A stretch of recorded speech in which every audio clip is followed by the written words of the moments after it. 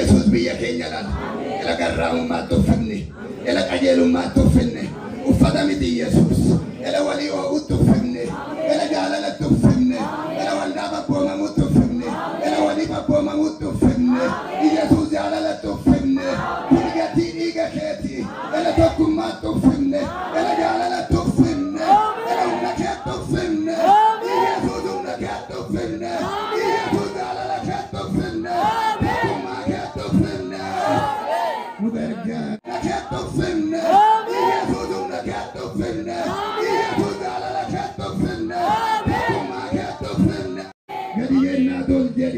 Murati moyergani,